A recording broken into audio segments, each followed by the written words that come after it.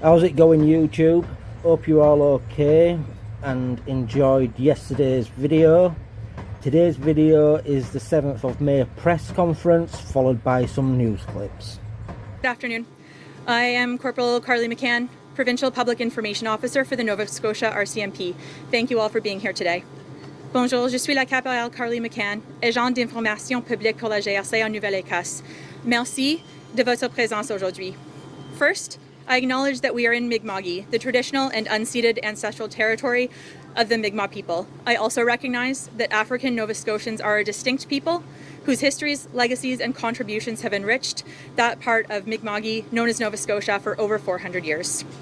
Premièrement, je reconnais que nous nous trouvons aujourd'hui à Mi'kma'ki, le territoire ancestral traditionnel et non cédé du peuple Mi'kmaq.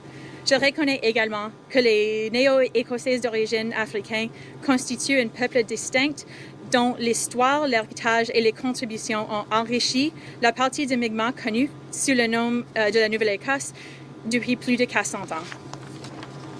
At this time, I invite the following officers to the podium with me. Inspector Mike Ingalls, District Policing Officer for Northeast Nova District Rcmp, Staff Sergeant Curtis McKinnon, Pictou County District Commander, Staff Sergeant Rob McCammon, Acting Officer in Charge of Major Crimes and Behavioral Sciences Group, and Amy Hansen, Search Manager with Colchester Ground Search and Rescue.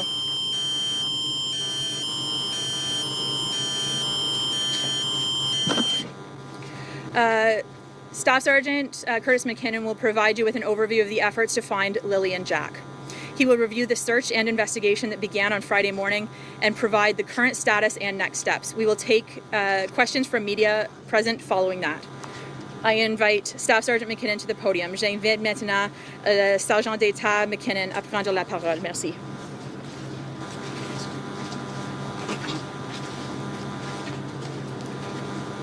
Thank you all for being here today. First of all, our thoughts go out to the family and loved ones of Lilly and Jack Sullivan, to their communities, and to everyone who's worked day and night in an effort to find the children and bring them home. Since the first 911 call was received by the RCMP, reporting that 6-year-old Lilly and 4-year-old Jack had wandered away from their home on Garlick Road in Lansdowne Station, a multi-agency search has been underway. Teams have been working around the clock. This search has included many agencies, including volunteer ground search and rescue teams from across Nova Scotia and New Brunswick, the Civil Air Search and Rescue Association, known as CASERA, Department of Natural Resources Air Services, Nova Scotia Public Safety and Field Communications, Nova Scotia Guard, Joint Rescue Coordination Centre, Salvation Army, the Canada Heavy Urban Search and Rescue Task Force 5, and several RCMP units, including police dog services and drone operators. Since Saturday, because we treat all missing person files as suspicious until our investigation leads us to determine otherwise, our Major Crimes Unit has been engaged. It's been an all-hands-on-deck effort using every available resource and tool. Since the search began on May 2nd, it has been concentrated in the Garlick Road area and has covered 4 square kilometers of heavy, wooded, rural terrain. Up to 160 trained volunteer searchers, along with many others, have been involved in the search each day. Tens of thousands of search hours have been dedicated to scouring the area, and GSAR has confirmed that over 100 tracks have been laid using GPS and grid searches. Efforts to locate Lilly and Jack have also included 2 vulnerable missing person alerts, posting their children's photos and information on Nova Scotia RCMP website and social media accounts. Our social accounts have more than 300,000 followers, and releasing information to local media as well as reporters across the country. Lilly and Jack have made headlines from coast to coast. While the search has been ongoing, RCMP officers continued with the missing person investigation, speaking with family and community members to gather tips and other information that could help locate the children. We have not received any confirmed reports of sightings.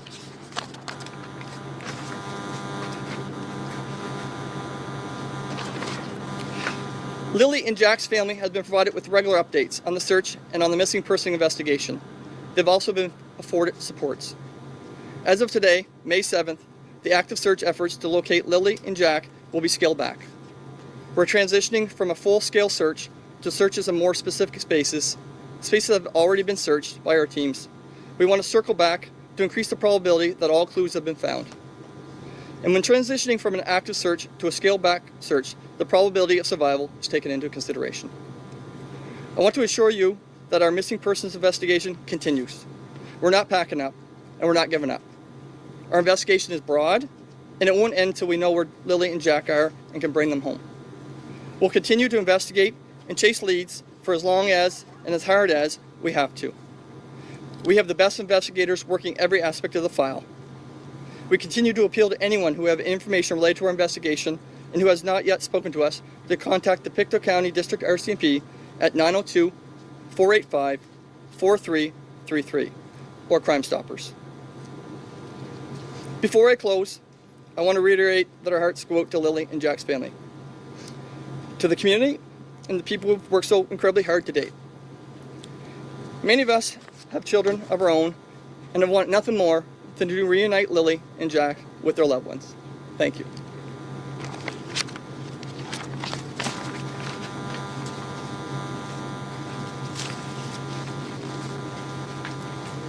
Thank you, Staff Sergeant McKinnon. I'll now provide his remarks in French. Merci à tous d'être présents aujourd'hui.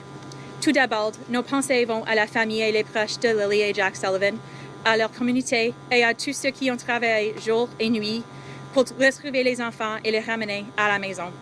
Depuis le premier appel au 911 reçu par la GRC signalant que Lily, 6 ans, et Jack, 4 ans, s'étaient égarés de leur domicile sur la rue Garlock à Lansdowne Station, les recherches ont été lancées par de nombreuses agences. Les équipes ont travaillé sans relâche.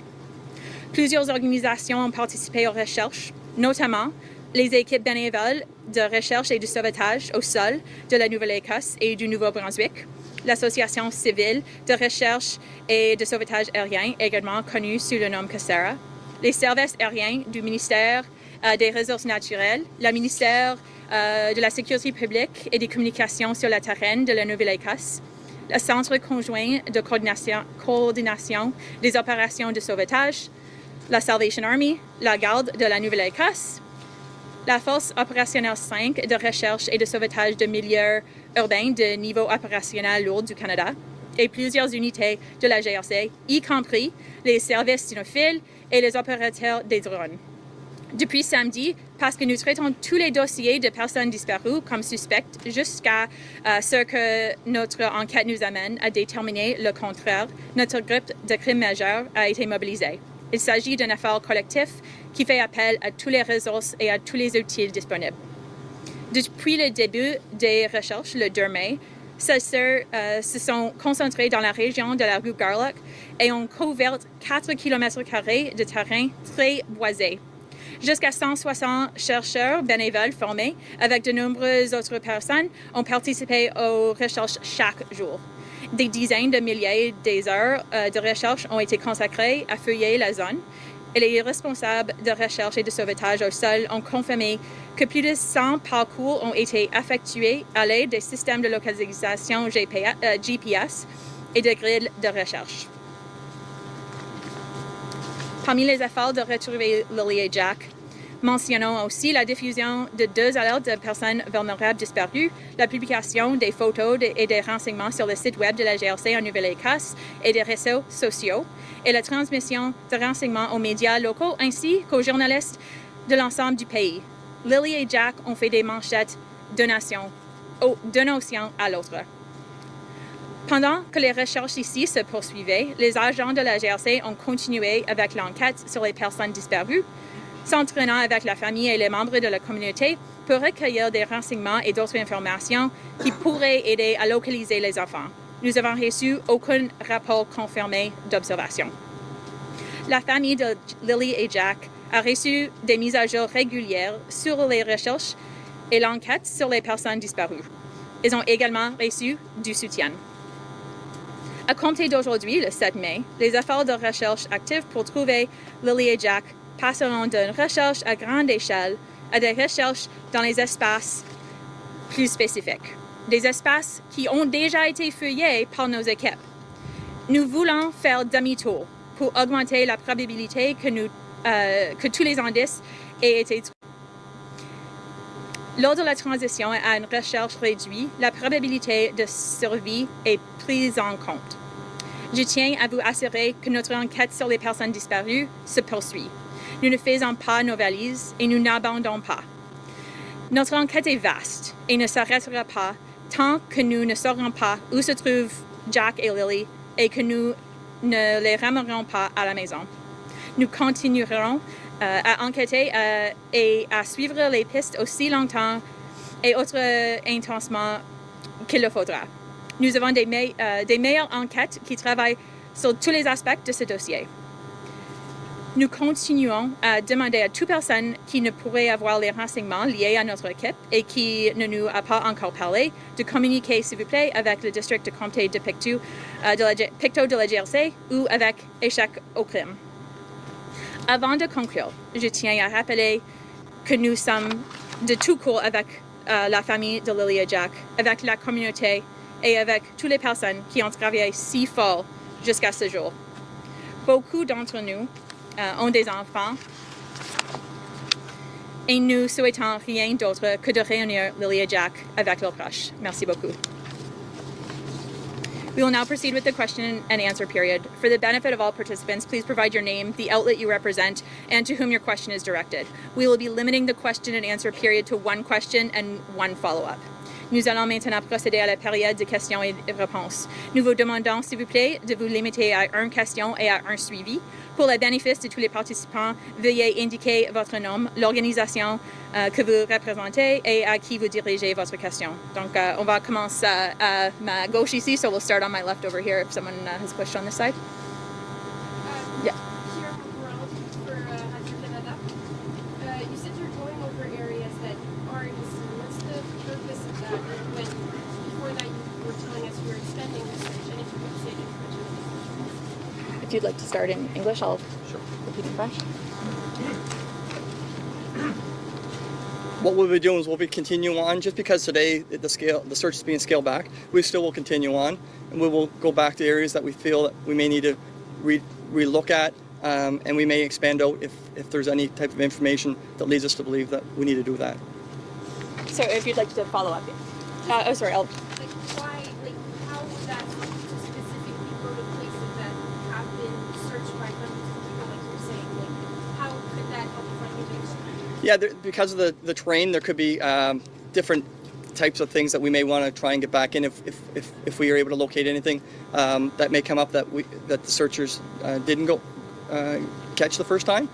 But we will do everything we can to try and find Jack and Lilly. Yeah, and based on the weather, the season changes, we don't want to leave, and we're not leaving. It's just that this part of this search is being scaled back. So, en français, on continue de faire la recherche dans les mêmes espaces qu'on a déjà visités parce qu'avec les changements de météo, les changements de saison pendant l'année, on va peut-être trouver des nouveaux indices, des nouvelles choses là qui peuvent nous aider à établir des nouveaux indices pour trouver Lilly et Jack. On continue avec la recherche ici et notre but ici continue de retourner Lilly et Jack à leur famille et à leur maison. Yes. I guess, you've done an incredibly exhaustive search and major crime is also here, and having not found these children, having done a very thorough search. Can you tell us the role of major crime in this and what you can tell us about that investigation? Do you want to? Rob McCammon. Robert. And MCCAMON is the last name. So major crime became involved very early in the investigation. We're able to bring in some specialized knowledge and skill sets, and we help with the information management and decision making.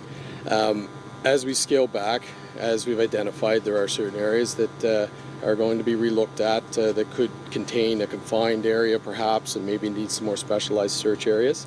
But I'll leave that to the search crews to expand on. And we're going to continue pursuing any leads or information that comes in, and the stuff that we do have. We have engaged in all areas of the RCMP. All tools that are available to us are being considered and engage when appropriate. Do you have a follow-up? Yeah, and a follow-up that I guess the general population looks at it and says, you've searched very thoroughly this area. Mhm. You would have found them Mhm. if they were there.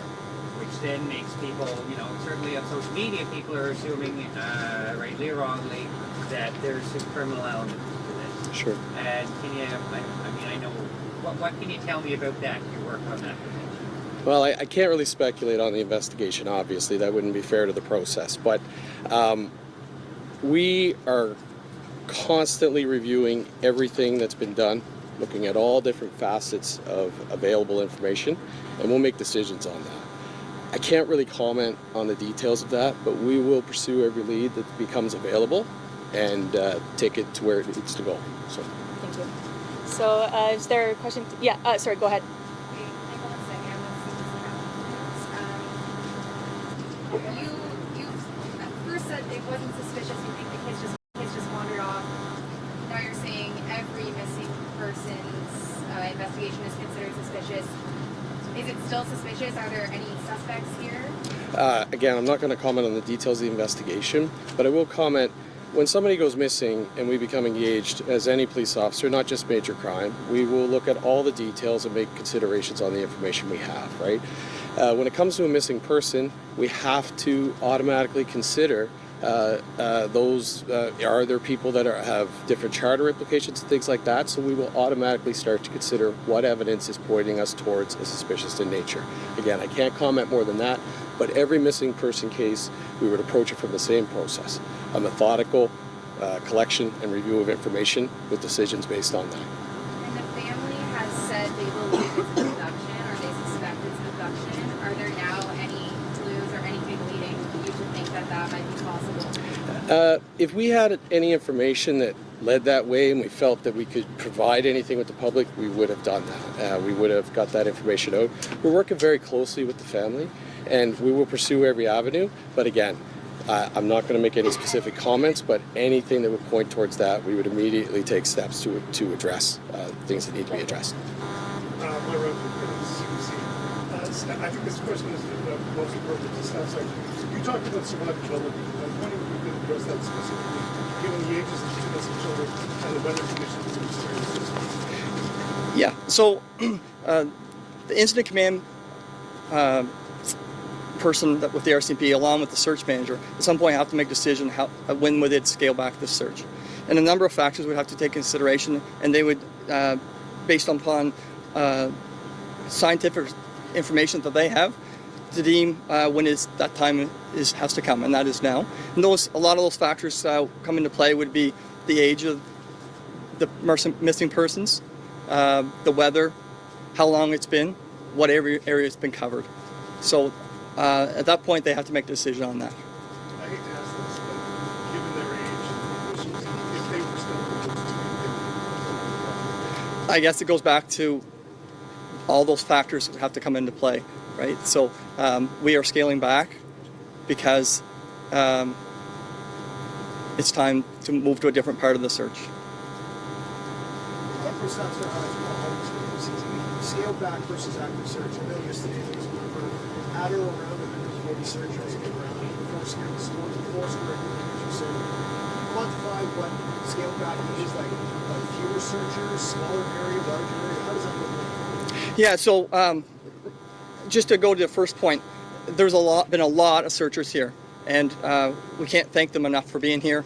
They've given up. A lot of them have been here since day one, and they have given up.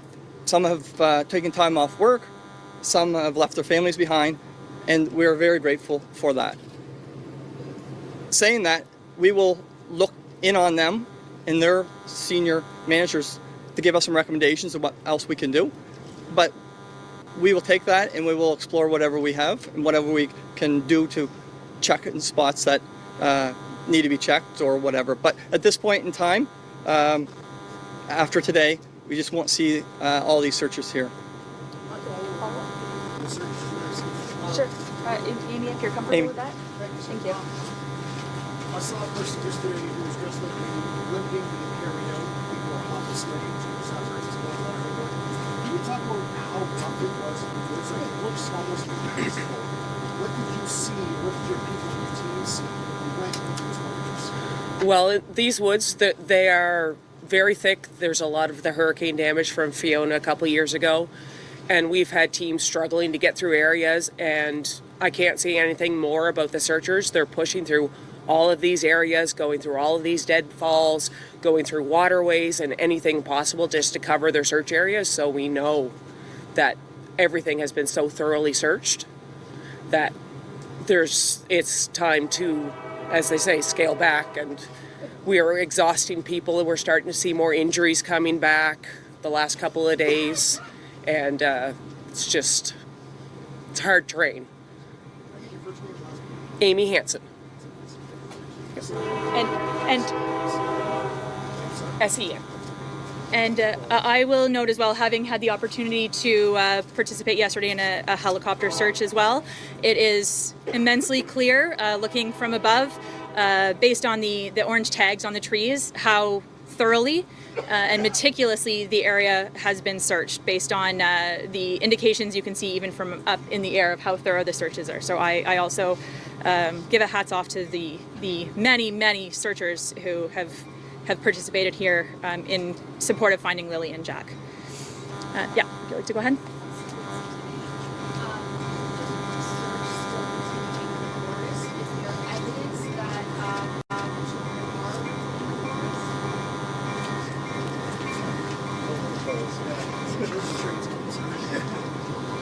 Very slow.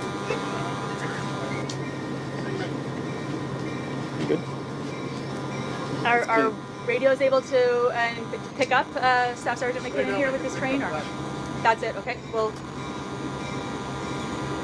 wait for it to pass.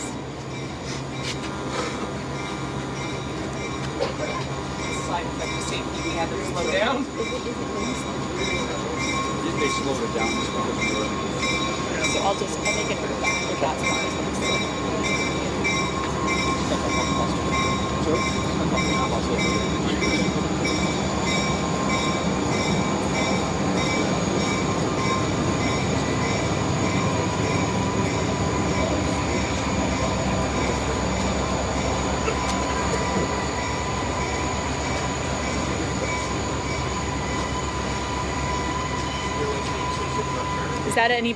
Is that any better at this point with the bell passed?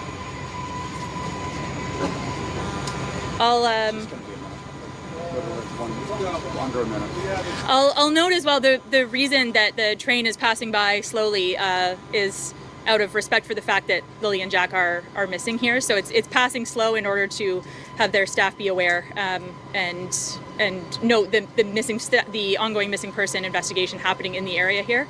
So that just does again speak to the number of people involved and aware of this search and everything that's happening in this area, and the awareness and the way that the information has spread so widely through Nova Scotia and Canada. So I think we were with your question.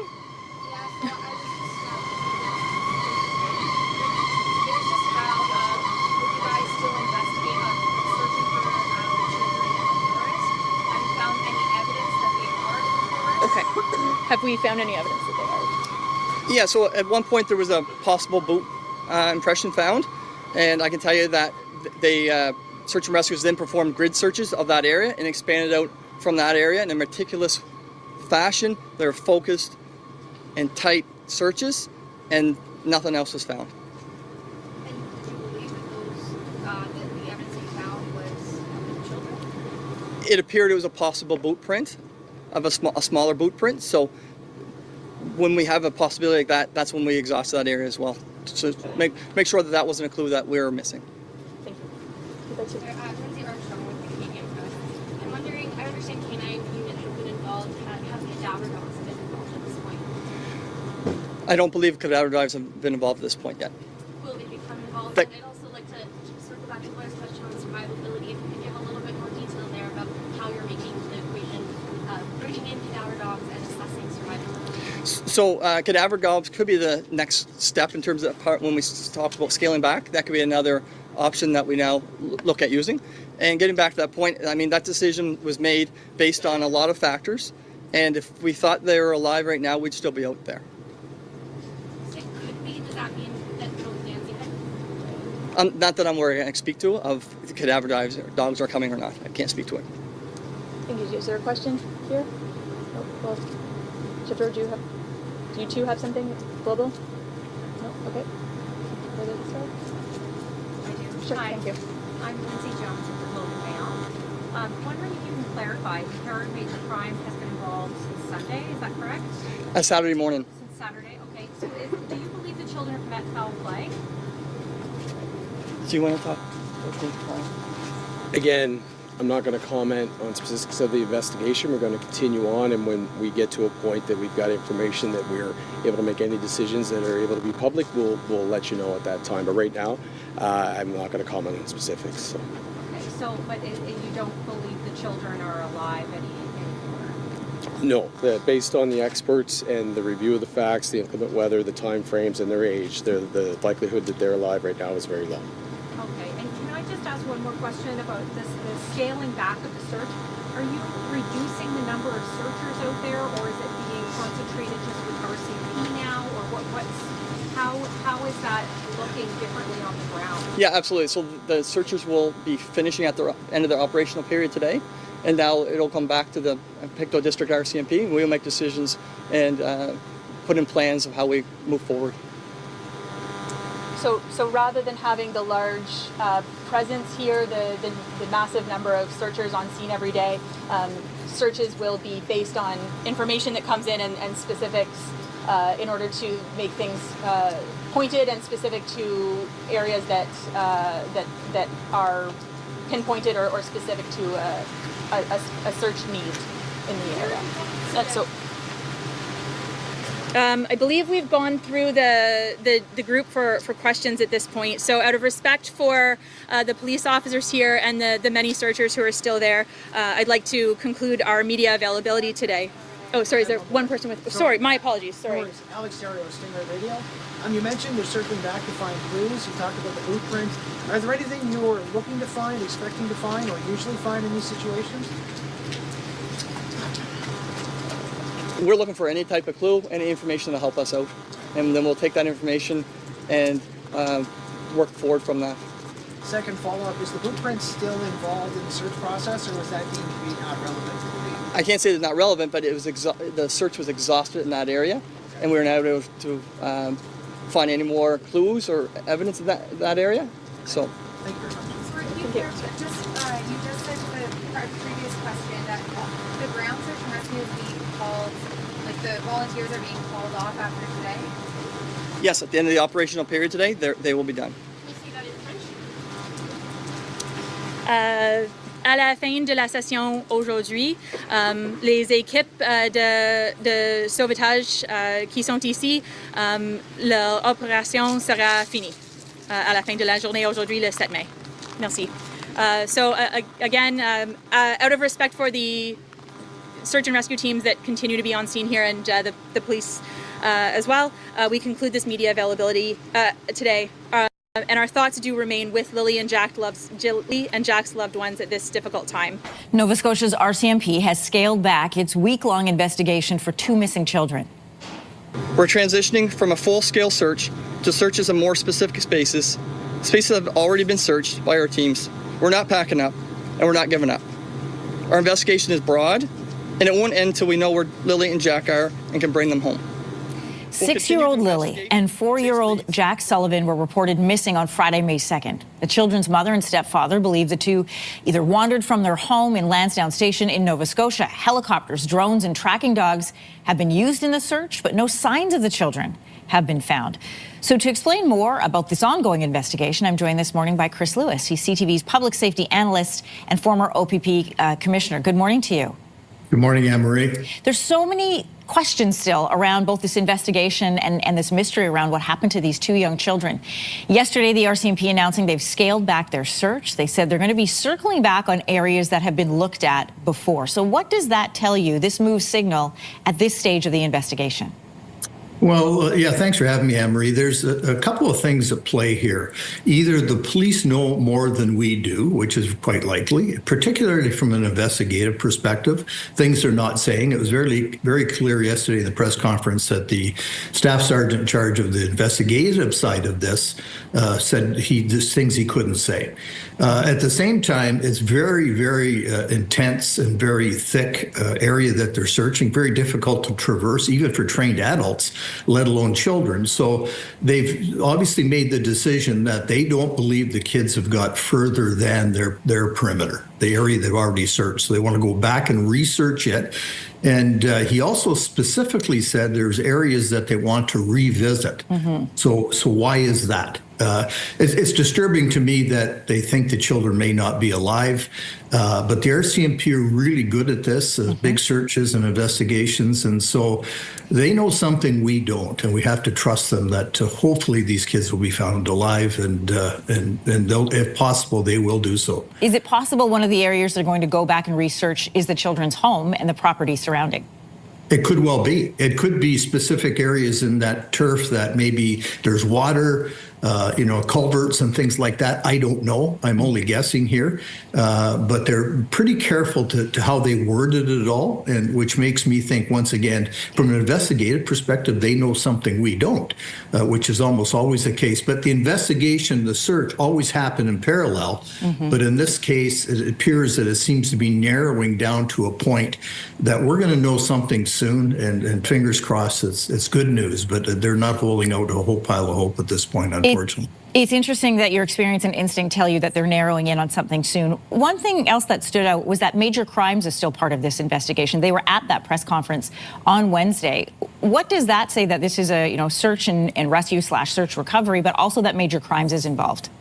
Well, major crimes would always be involved with missing children, because either they're lost, which is certainly what they've been hoping to be the case, and then find them alive, or they've met with foul play in some way. And there's a couple of different avenues that could go, either a stranger abduction or someone that is known to them. And so major crime would always be following that up until they really have proof one way or another as to what's happened to these kids. So that's not uncommon at all. During that press conference yesterday, police said that the likelihood of the children being alive was very low. That stood out to me, and you mentioned it as well. When one officer was asked at how they arrived at that conclusion, he only offered scientific methods. What does that mean?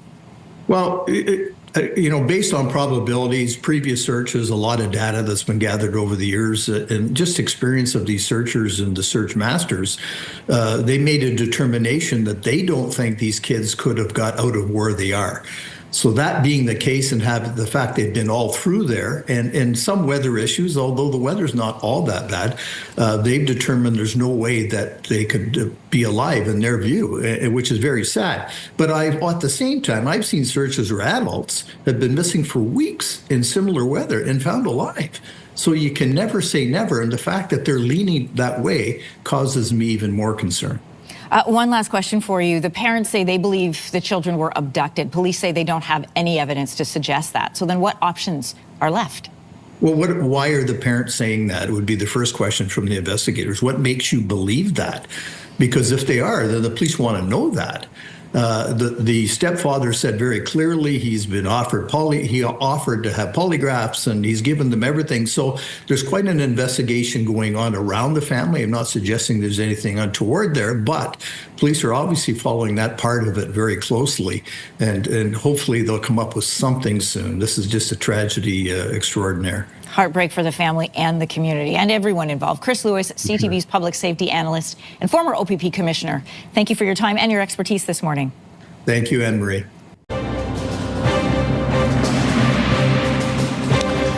More now on the search for the missing Sullivan children, and we're joined by CTV public safety analyst Chris Lewis. Chris, during your tenure as commissioner of the Ontario Provincial Police, of course, you would have seen similar cases to this. What struck you about that Rcmp update yesterday and what they had to say? Was there anything? Yeah, absolutely there was, Todd. And I saw many searchers throughout my career through all ranks across the broad expanse of Ontario. And many of them ended well and many of them didn't. This is a heartbreaker, absolutely. But what struck me the most, I think, is that I left it with a feeling that the RCMP know more than they're telling us. And I get that.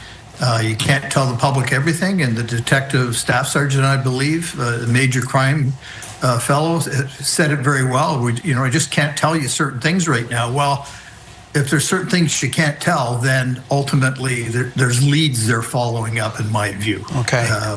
Who, when, where, and why is another issue, but they're on to something. We heard they don't think the siblings could be alive. Was that something of a surprising admission? It was an absolute shock to me, to be honest, because I'm thinking after 5-6 days, there's a good chance they're still alive. The weather hasn't been that bad. I've seen searches where people have been 2 weeks in the bush under horrendous conditions. One man was legally blind and still alive. So you just never give up. So to make that statement also makes me think that they're suspecting something more than a couple of children lost in the bush. Okay. The RCMP said there are spots they want to revisit. What does that tell you?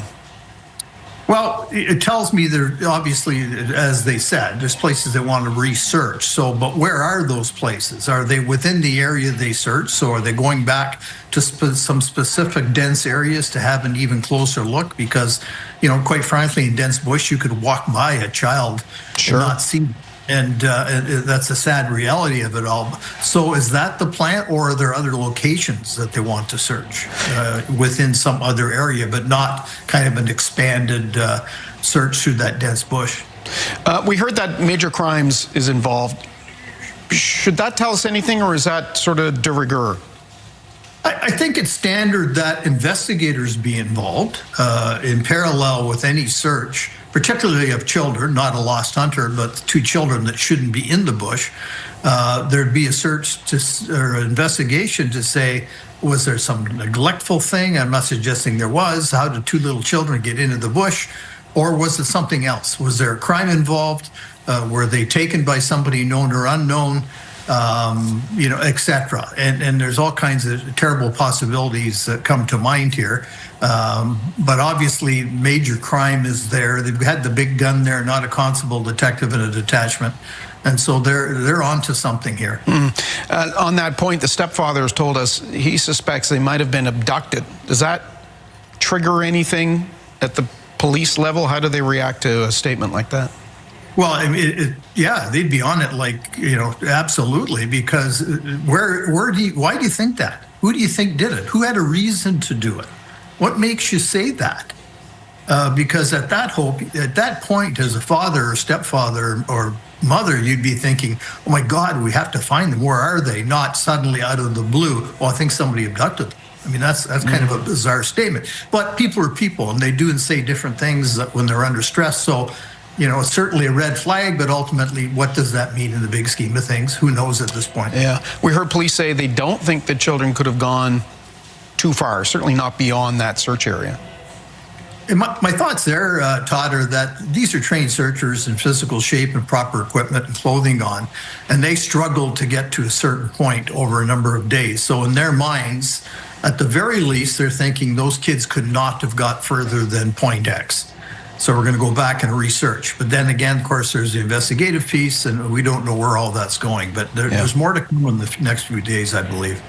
Public safety analyst for CTV, Chris Lewis, always good to have your insight on these kind of things. We appreciate it. You too, Todd. Always my pleasure. We'll take a break. We'll be back with much more of your 6 o'clock news. There's another physical search for the missing Sullivan siblings in Lansdowne Station over the weekend. 6-year-old Lilly and 4-year-old Jack have been missing for a month now. Yeah, it's supposed to be there to actually run people up and down the pipelines. Ground search and rescue volunteers once again backcombing the dense forest and expanding beyond the initial search zone. Search manager Amy Hansen says about 75 volunteers were in the woods on Saturday in an area where a boot print was located in an earlier search. Hansen says the conditions are challenging. No, they were extending into newer areas that haven't been searched and finishing off and cleaning up some areas.